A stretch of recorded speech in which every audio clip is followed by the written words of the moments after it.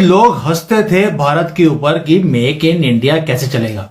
मोदी जी ने बोला करके दिखाऊंगा। आकाश सिस्टम का डंका पूरे विश्व के अंदर बज रहा है और अब कई सारे देश आकाश सिस्टम की मांग कर रहे हैं। सर मैंने सुना है कि एक कंट्री है तुर्की के पास, मुझे तो नाम नहीं पता, आप बताइए कि उसका ऑर्डर कैसे आ गया। अभी जिसके साथ में ये एयर डिफेंस सिस्टम की टॉक्स एकदम एक्सट्रीम लेवल पे पहुंच चुकी है, वो है ओमान। इसका मतलब है कि दुश्मन जो है वो आपके सामने बेबस हो गया है बज़ाहिर सामने आके लड़ने से, इसलिए वो अब फितनतुल खवारिज का सहारा लेके उनके कंधे पे बंदूक रख के पाकिस्तान के वो टारगेट्स अचीव करना चाहता है। और आने वाले वक्तों में हमें नजर आ रहा है कि दुश्मन की जो जंगी तैयारियां हैं, खास तौर पर नॉर्दर्न पाकिस्तान के लिए इनके इरादे बड़े वाज़ेह हैं। ओमान के अंदर इनसिक्योरिटी बनी हुई है, साथ में यहाँ पर आपको ईरान भी दिखाई देगा, जिसके कारण से ओमान को अपने एरियल डिफेंस के लिए एक एयर डिफेंस सिस्टम चाहिए। वो ललकार रहा है दुश्मन हमारा।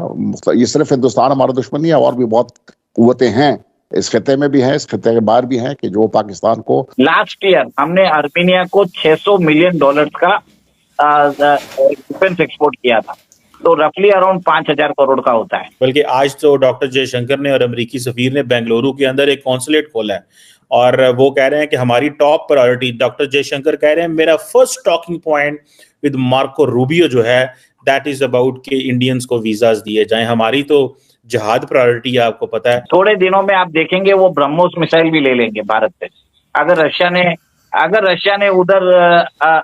ने परमिशन दे दिया तो ब्रह्मोस भी भेज देंगे। Looking for another market and specially in Asia, वो अपना इरादा रखते हैं कि हम अपने प्रोडक्ट्स जो है वो भारत के अंदर डंप।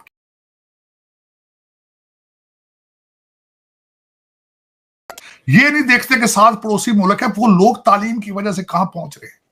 आज जो आप बात कर रहे थे चीमा साहब कि डॉक्टर जयशंकर साहब की पहली प्रायोरिटी होगी कि वो किस तरीके से अपने H1B वीजे को किस तरह नंबर्स उनके कैप खत्म कराते हैं। आपके कंट्री के अंदर कितने लोग क्वालिफाई करते होंगे H1B वीजे पे अमेरिका आने के लिए? है कोई?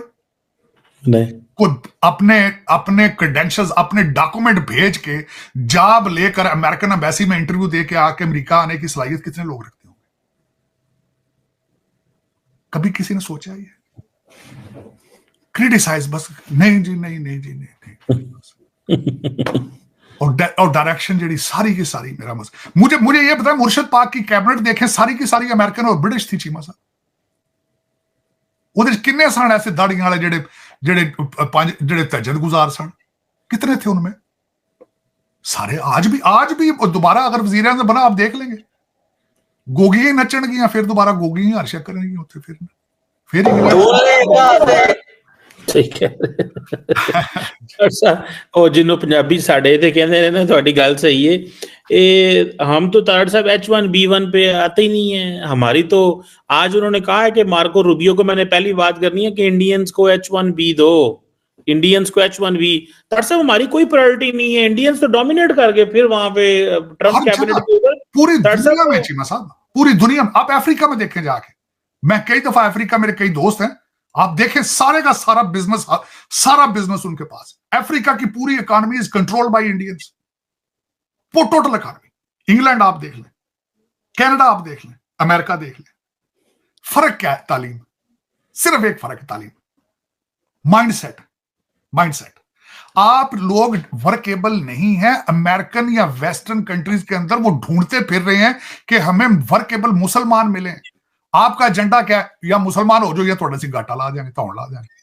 सही बात, तारड़ साहब सही, बिल्कुल सही कह रहे हैं। ये पता नहीं अजीब माइंड से खुद अच्छा मुसलमान बनने की कोशिश नहीं करते, खुद इस्लाम को समझने की कोशिश नहीं करते। सर मैंने सुना है कि एक कंट्री है तुर्की के पास, मुझे तो नाम नहीं पता, आप बताइए कि उसका ऑर्डर कैसे आ गया। और ये जो लोग बोलते थे कि जैसे Rahul Gandhi make in India की जरूरत क्या है, भाई आपको हथियार चाहिए, चाइना इतने हथियार बनाता है, ले लीजिए। हम वहां से ले नहीं रहे, अपने बना के बेची जा रहे हैं। देखिए, तुर्की के पास एक कंट्री है जिसका नाम है अजरबैजान और आर्मीनिया के बीच में युद्ध चल रहा है पिछले बहुत सालों से। उधर एक डिस्प्यूटेड रीजन है नगोर्नो कराबाख, जो 2020 में उधर युद्ध चालू हुआ, अभी थोड़ा सा थम हो गया है, पर उस युद्ध में आर्मीनिया को शिकस्त हासिल हुई। और अजरबैजान विक्टोरियस एमर्ज हुआ क्योंकि तुर्की और चाइना ने उसको सपोर्ट किया था। यहाँ तक आर्मीनिया को बहुत होप था कि रशिया उनकी सपोर्ट करेगा, क्योंकि 2011 से 2020 के बीच में आर्मीनिया ने अपनी 93% डिफेंस रिक्वायरमेंट रशिया से ली थी, पर एंड युद्ध के वक्त रशिया ने धोखा दे दिया। तब आर्मीनिया ने क्या किया था कि 2 साल पहले हमसे उन्होंने डिफेंस इक्विपमेंट्स लेना चालू किया और हमारा Pinaka multi barrel rocket launchers उन्होंने लिया था। ये कॉन्ट्रैक्ट था $250 मिलियन का, ठीक है। उसके अलावा हमने उनको आकाश मिसाइल सिस्टम भी दिया है। लास्ट ईयर हमने आर्मीनिया को $600 मिलियन का डिफेंस एक्सपोर्ट किया था, तो रफली अराउंड 5,000 करोड़ का होता है, ठीक है। और अब उन्होंने क्या किया है, भारत की जो हमने डिफेंस एक्सपोर्ट्स किया है आर्मीनिया को, उसकी जो क्वालिटी है, उसकी जो एंड्यूरेबिलिटी है, उसका जो यूसेज है, और इससे देख के आर्मीनिया को लग रहा है कि हमें अपने डिफेंस इक्विपमेंट्स कंप्लीटली भारत से लेने चाहिए, क्योंकि एक तो सस्ते भी हैं, सेकेंड एकदम फायदेमंद भी है, थर्ड कोई स्ट्रिंग्स अटैच नहीं है। भारत कोई भी स्ट्रिंग अटैच करके देता नहीं है कि आप इस पे यूज करिए। भारत को अपने पैसे से मतलब है, ठीक है। अमेरिका आपसे अगर आपको आर्म्स बेचता है तो उसके स्ट्रिंग्स अटैच होते हैं कि आप उस कंट्री पे आप अटैक नहीं कर सकते, ऐसा है वैसा है। भारत का ऐसा कुछ भी नहीं है। तो अब उन्होंने क्या किया, एक जब युद्ध में होता है गन्स की बहुत इंपॉर्टेंट होती है, आर्टिलरी गन्स की, तो 155 mm आर्टिलरी गन्स है जिसको डेवलप किया था इंडिया और फ्रांस ने, जिसका नाम है ट्राजन, उसका ऑर्डर दे रहे हैं। डील का वैल्यू बताया नहीं गया पर वो सब्सटैंशियल बता रहे हैं, ठीक है। और इसके अलावा भी Armenia is very much interested in Indian arms. वो इंडिया के शायद मेरे हिसाब से थोड़े दिनों में आप देखेंगे वो ब्रह्मोस मिसाइल भी ले लेंगे भारत से, अगर रशिया ने परमिशन दे दिया तो ब्रह्मोस भी भेज देंगे। सुखोई जो जेट्स है जो रशिया बनाता है, पर वो रशिया से लेना नहीं चाहता, वो बोलता है हम इंडिया से लेना चाहते हैं।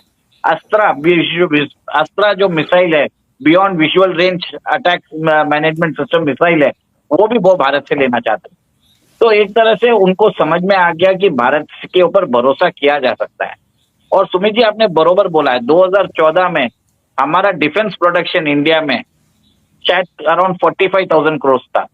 लास्ट ईयर ये बढ़ के 1,30,000 करोड़ के आसपास हो गया है।